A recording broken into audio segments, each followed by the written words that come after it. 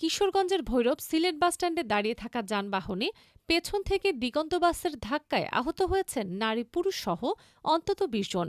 তাদের মধ্যে গুরুতর আহত ৫ জনকে ভৈরব উপজেলা স্বাস্থ্য কমপ্লেক্সে ও ২ বাসের আহত যাত্রীরা বিভিন্ন প্রাইভেট ক্লিনিকে চিকিৎসা নিয়ে চলে যান।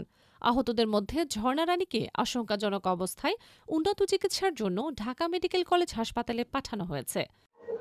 রামপুকুর থেকে বাস স্ট্যান্ড আসার সময় সিলেট বাস স্ট্যান্ডের সামনে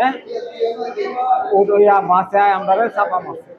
একটা একদম বেশি হতে হয়েছে, আর মিশর দুজন মহিলা হতে হয়েছে, আর একজন পুরুষ। আহতরা হসপিটালে আছে। ড্রাইভার তো একজন ওটু মিশর ড্রাইভারটা আছে, আর সিনজি ড্রাইভারটা হসপিটালে আছে। গাড়ি মনে করেন আমরা লাইন ধরে গাড়ি হারা পাঁচটা সেরা মনে করেন ফট মারছে, মনে আমি গিয়ে মারছে আরেকটার উপর লাইন ধরে গাড়ি হারা আসলো, মনে করেন ফট মারছে। ভৈরব বাজার ফায়ার সার্ভিস ও হাইওয়ে পুলিশের সদস্যরা ঘটনাস্থলে পৌঁছে দুর্ঘটনা কবলিত যানবাহনগুলো সরিয়ে নিলে যান চলাচল স্বাভাবিক হয়। নাবানা সিএনজি পাম্পের সামনে একটি দুর্ঘটনার সংবাদ পেয়ে তাৎক্ষণিক সঙ্গীয় ফোর্স সহ ঘটনাস্থলে হাজির হই। এখানে 4টা গাড়ি, 2টি বাস এবং একটি সিএনজি, একটি অটো দেখতে পাই দুর্ঘটনাস্থলে, এবং স্থানীয় লোকজন এবং পুলিশের সহায়তায় এই লোকজনকে স্থানীয় হাসপাতালে প্রেরণ করা হয়েছে। 3 থেকে 4 জন গুরুতর আহত আছে, আর হালকা আহত 8-10 জন আছে এরকম সংবাদ পেয়েছি। আমরা সংবাদ আরো নাম ঠিকানা সংগ্রহের চেষ্টা চলছে, আইনগত ব্যবস্থা প্রক্রিয়াধীন।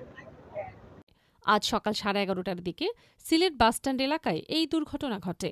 জানা যায়, আজ সকাল 11:30টায় ব্রাহ্মণবাড়িয়া থেকে ঢাকাগামী দিগন্ত পরিবহনের এক যাত্রীবাহী বাস ভৈরব সিলেট বাসস্ট্যান্ড অতিক্রম করার সময় নিয়ন্ত্রণ হারিয়ে ফেলে।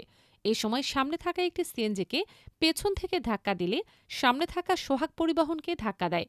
সোহাগ পরিবহন এই সময় তার সামনে থাকা একটি যাত্রীবাহী ইজি বাইকে চাপা দিলে ইজি বাইক ও সিএনজি 2 বাসের চাপায় পিষ্ট হয়ে দুমড়ে মুচড়ে যায়। এ সময় ইজি বাইকে 3 মহিলা যাত্রী ও চালক এবং সিএনজি চালক সহ 5 জন গুরুতর আহত হন।